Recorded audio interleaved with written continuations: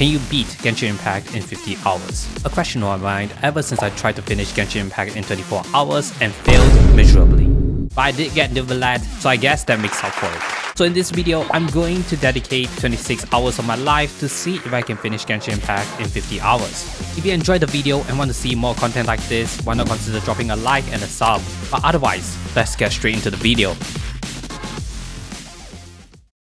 Hello everyone, so we are now AR35 with capped XP. This is going to be different from what I had at the end of the last video, as it took me exactly 6 days to edit the 24-hour video. Because of this, I'm going to add 2 hours straight into the timer. So we're going to start the challenge 26 hours in, and we will continue this account until we hit 50 hours. As of right now, we are currently in version 4.1, and the major event for this version features an item called Ballad of the Boundless Blue. It's a catalyst weapon with energy recharge substats, so I figured this item is going to be good for Noblies. I'm going to spend the time to get this weapon, and once I'm done, I'm going to work on the Archon quest, but avoiding the interlude quest due to the amount of story quests I have to go through. And yeah, that's about it really. I think I'm just gonna get straight into it. So I started the challenge by doing the event quest, which after the completion of the first quest unlocks its event activities. Since most of the activities were gated behind understanding each level's mechanics, our character party levels are not as significant, which allows our characters to get all of the rewards from the event. This allows us to get both Ballad of the Boundless Blue and all of the refinement materials for maximum refinement. Normally, this is where I would do commissions, but version 4.1 has this new feature which allows you to auto-complete commissions without actually doing them, provided that you do other activities within the game. This is a feature which helps save time in our 50-hour run, and you'll see me utilize this feature as we continue on with the challenge. You still need to go to Catherine once the commissions are done, so I made sure to claim the extra XP just so that I do not forget. This was also where I claimed my 10th fate from the battle pass, which allows us to do a 10 roll. Alright, what do we have here? Oh, I thought it was gold. A new character. I think we just need a new character, or like a good weapon. Oh, okay, Beidou. Wow. Okay, that changes up a few things actually. So instead of Fisher, we can do Hyperbloom Beidou. Aside from getting Beidou in a random 10 roll, I dedicated some time to upgrading Kaya before tackling Sumeru's Archon quest. Before starting, I made this remark knowing what I was going to get myself into. I think this is gonna take me at least 5 hours to do, maybe even 6. Because I know the last one's like extra long. So let's see how long Sumeru's Archon quests are. From the first quest cutscene to final quest and pop-out. Chapter 3 Act 1 serves as an introduction to Sumeru. Sets the benchmark for the quest series at around 1 hour and 20 minutes. Act 2 serves as a continued adventure of Sumeru, which lasted around 55 minutes. Act 3 serves as an introduction to the Sumeru Desert, which lasted for about 45 minutes. Act 4 serves as a continuation of Act 3, which took around 1 hour to complete. Act 5 serves as the climax and conclusion of the Sumeru story, having the longest questline of around 2 hours to complete. And Act 6 serves as a continuation of our adventures with Dainsleif, with this quest lasting for the shortest amount of time of 35 minutes. Together, these quests took a combined total of about 6 hours and 30 minutes to complete, which is a little bit over than my initial prediction, since the initial prediction forgot to mention about Act 6. This time included any time spent teleporting to areas between Archon quest, time spent on walking to new unlocked areas during the Archon quest, and any unskippable cutscenes displayed during the Archon quest. So this will be a pretty solid indicator of how much time a new player will be spending, assuming they went straight into Sumeru once they reached AR35 and no prior Sumeru waypoint was unlocked. 33 hours into the challenge, and we are now done with Sumeru's Archon quest. And since I now have a crap ton of overflowing AR XP, I decided now is the time to do the Ascension domain. And with an overflow XP of over 40,000, the completion of this quest sends us immediately to Adventure Rank 40, which just so happens is the Adventure rank required to get started on Fontaine's Archon quest. Now, I could have immediately do the Archon quest and end the challenge right here. However, one of my goals with this challenge is to see how far I can go into the Spiral Abyss given our short time frame. So instead of doing the Archon quest straight away, I made my way to Fontaine and did some rolls. Right, if I could get a Chongyu, then that would be great. Alright, that's fine, because Dory's passive talent is actually really good. Alright, so I'll continue to roll until I get a purple, and we'll go from there. Wow, these rolls are kinda crazy. Then we got Bennett, Xingqiu, Fischl. Now we got the Favonius Sword for Bennett? Bro, this account's stacked! Alright, you know what? I'm just gonna do a 10 roll. Surely, Chongyun's gonna come, right?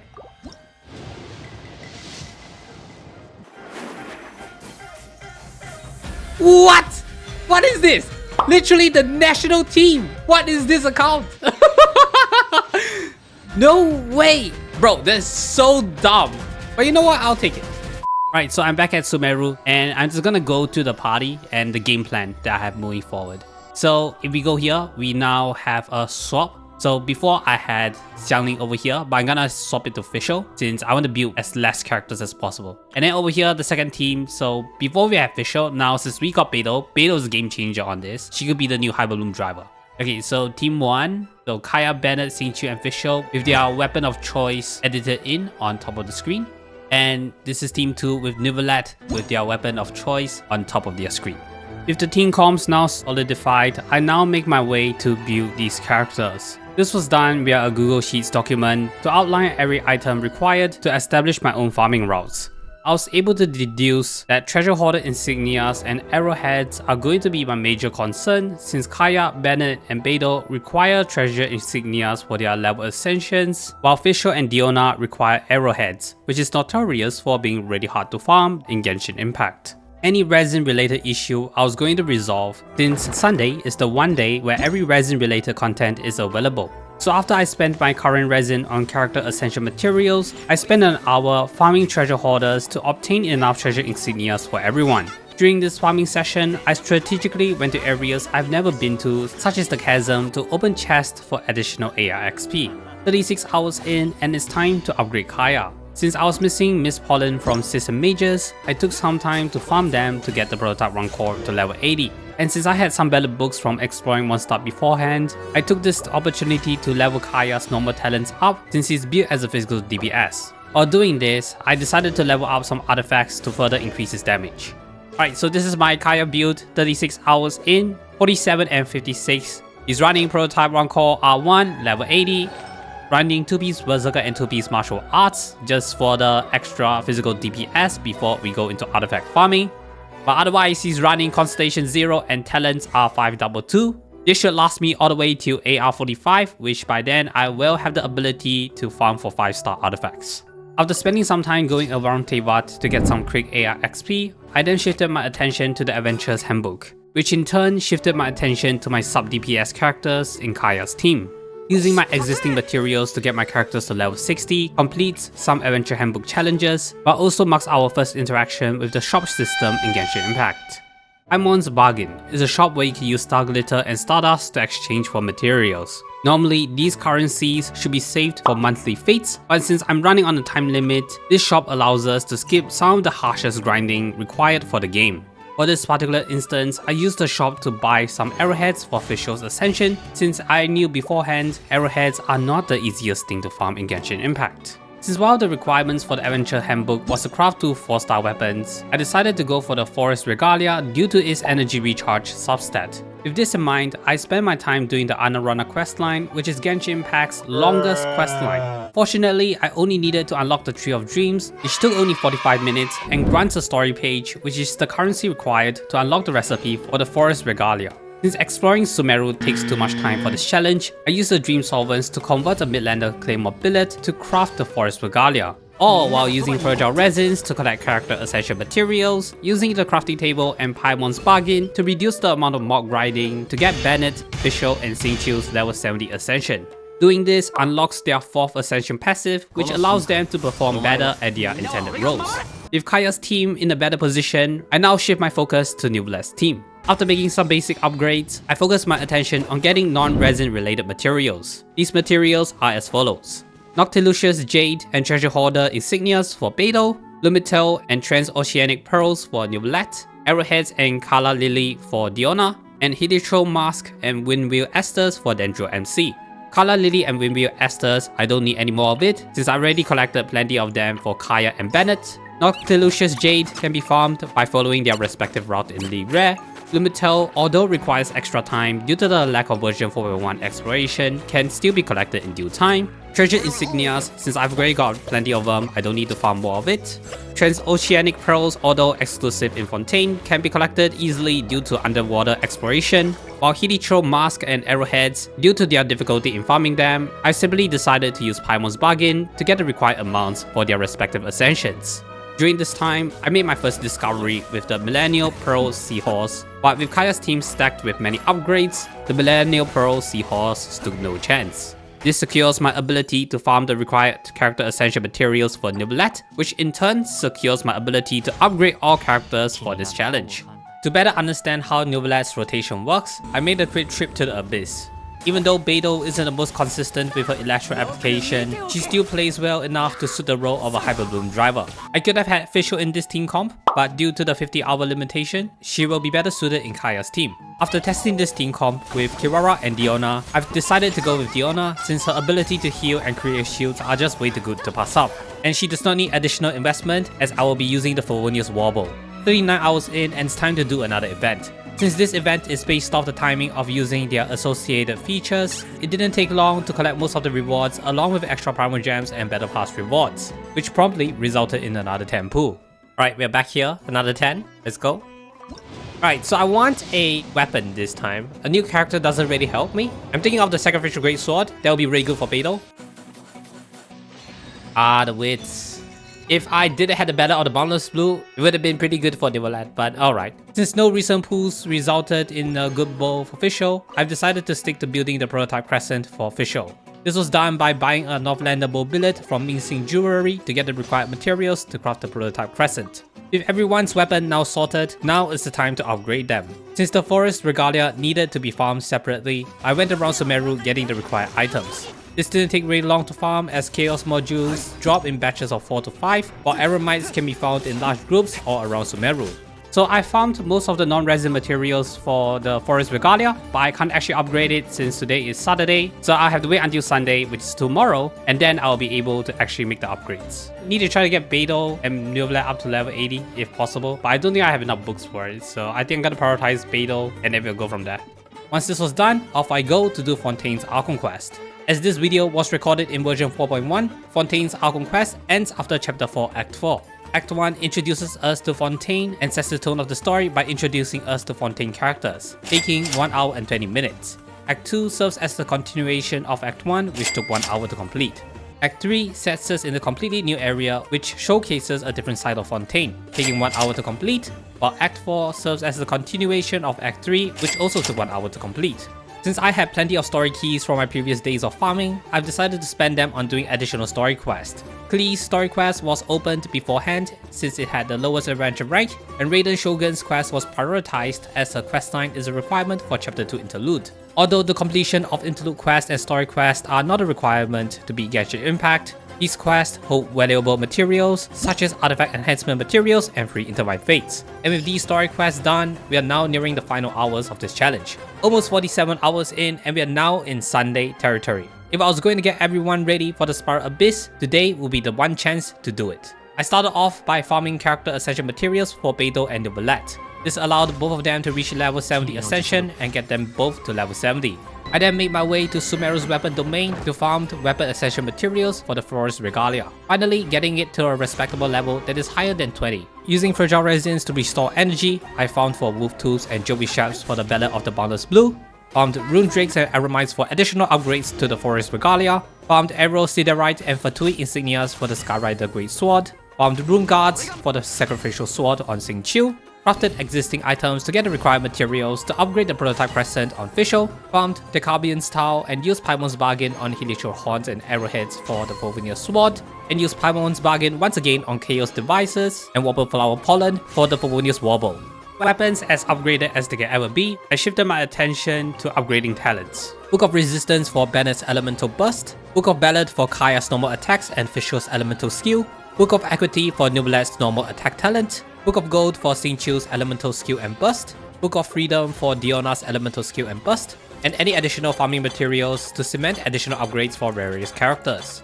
Okay, since I only have about 20 minutes left before the challenge concludes, I'm just gonna go straight into the Spiral Abyss. If I go over the time limit, I'm just gonna keep going until I'm no longer able to continue in the Abyss. And once that's done, I'll go to the account and we'll just see what happens, how much you can achieve in 50 hours of playing Genshin Impact. And off I go to tackle the Spiral Abyss. Floor 5 Gus. First half had mostly Cryo monsters, so Kaya's team did really well here. Second half had a lot of pyro mobs. Noblet's charge attack easily destroyed the monsters here. Easy 9 stars. Floor 6 Gus. More mobs than floor 5, but the idea remains the same. First half had cryo monsters, Kaya's team destroys them. Second half had the pyro monsters, Noblet's team took care of everything. Another easy 9 stars. Floor 7 Gus. With Fortuis being weaker to physical damage, Kaya was able to deal extra damage, and with less enemies interfering with Beidou's Hyper Bloom, both teams dealt exceptional amounts of damage for another easy 9 stars. Floor 8 Gus. Tougher than the previous floors due to Floor 8-2 having a higher damage requirement. But since our teams are pretty well built, they dealt enough damage for a 3-star clear, which subsequently allowed us to get 9 stars for Floor 8. Into the Abyssal Moon we go and into Floor 9. Floor 9 Chamber 1 showcases more up-to-date monsters, which are tougher to deal with, but with our team strong enough, I was able to clear the chamber fast enough for a 3-star clear. Floor 9 Chamber 2 is a bit tougher due to the Hydro and Cryo mobs present. If not careful, the mobs can easily freeze your team, wasting your precious time. But since I was able to dodge these attacks by using Elemental Burst, this allows our team to survive this chamber and get a 2-star clear.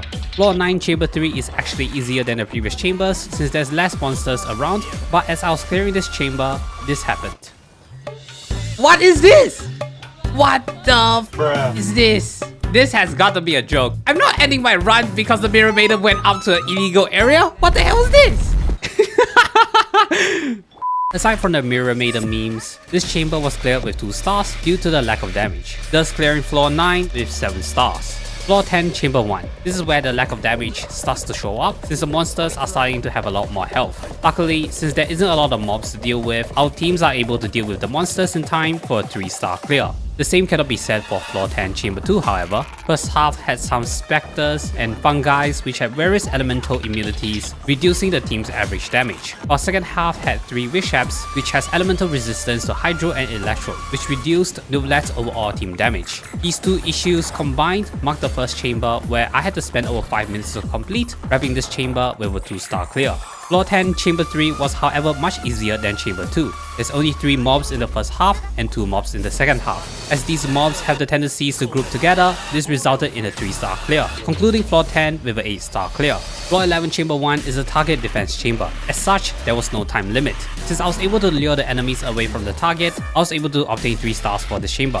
Floor 11 Chamber 2 however was where the issue starts to rise. First half once again had Scepters which took out some of the team's damage potential, but second half was where I wasted most of my time. As Rune Guards have a 70% physical damage resistance, Kaya's damage potential was massively hindered, which led to a 1-star clear for Chamber 2. But this was nothing compared to Floor 11 Chamber 3. The presence of Pyro burns Dendro MC's Elemental Burst away, taking out Noblet's ability to create Dendro Cores, which prevented Beidou from triggering Hyper Bloom. Luckily, as Noblet can trigger Vaporized damage, he was able to clear out the Pyro enemies and complete the first half of this chamber. Second half, however, was not as lucky. 2 Hydro enemies, and Xingqiu is completely useless here. As the monsters by now greatly outlevel our characters, our damage output was not enough to clear the chamber. Not to mention that any hits taken by these enemies will pretty much kill you instantly. I gave it my best attempt, but the damage is just too great. And as such, our journey with the Abyss ends at Floor 11 Chamber 3. So let's just quickly go to the account. We're gonna start off with the adventure rank. We are currently at adventure rank 44. But aside from that, let's go to the characters. We have 8 characters built. Kaya, Bennett, Vishal, and Xingqiu for Team 1, and Neuvillette, Beidou, Dendro MC, and Diona for Team 2. Let's go through each character's build to better understand what I did for each character. We're gonna start off with Kaya. He's level 80, running prototype 1 core. Artifacts, we have 2-piece Berserker and 2-piece Martial Arts. This is an early game, low investment, 4-star physical build, geared towards crit rate and normal damage. But otherwise, Constellation 0 and Talents 622. Bennett is level 70, he's running Favonius Sword R1. Artifacts is running early game energy recharged focus build. Pretty much no investment on Bennett, all artifacts on HP, and that's about it since we only have 50 hours to build 8 characters. Constellation 0 and talent is 116, geared towards Bennett's hitting rather than his attack damage bonus. And if we check over here, he's got 250 energy recharge, which is good enough to maintain his burst, and that allows us to constantly heal and survive in the abyss. Visuals level 60, running prototype present R1 level 70, running an early game support build. This is to get some easy crit rate and energy recharge for quicker burst times. C1 visual and talents are 151. Elemental burst doesn't matter since post burst, it reverts to elemental skill damage. Xingqiu is level 60, running sacrificial sword. Also running 2-piece exile and 2-piece berserker. Low investment build which offers good utility for general support characters. But otherwise, Constellation 0 and Talents 155, both elemental skill and ultimate are required to deal maximum damage. Noblies is level 70, he's running Ballad of the Boundless Blue, which is the event reward from doing the version 4.1 event. If I did not have this weapon, I would have used the prototype Ember due to its HP substat. Artifacts he's running 2-piece Gladiator and 2-piece Berserker. These pieces were used since they were the best I could find before AR45. I've decided to opt in with an energy recharge timepiece since I wanted to prioritize survival in the abyss. But otherwise, C0 Noblies and Talents 621 geared towards his charge attack damage. Beidou is level 70, running Forest Regalia R1. She's running 2-piece Exile and 2-piece Wanderers for quick energy recharge and extra elemental mastery since Hyper Bloom is based off character level and elemental mastery. But otherwise, Constellation 0 and Talents are level 1 since Hyper Bloom characters do not need upgraded talents. Dendro MC is level 60, running Skyrider Sword R5 for the energy recharge. Artifacts he's running 4-piece Instructor mainly due to the lack of good exile pieces, so this was the second best I could have gotten with the lack of artifacts. He's Constellation 3, but talents are all untouched since he's just there to apply Dendro. Last but not least, we have Diona level 60, she's running Favonius Warbow R1 level 65. Artifacts, she's running 2-piece Exile and 2-piece Berserker. 2-piece Berserker is there since we need to proc the Favonius Warbow's weapon effect, and 2-piece Exile is just there for the extra energy for general support characters. But otherwise, Constellation 0 and Talents 144 geared towards her shields and much needed healing. Unless I'm like off by some weird amount. Is it what I think it is? Bruh. No! No! Oh, that's so sad. I lost the PD twice on this account. Ah, that's sad. That is sad.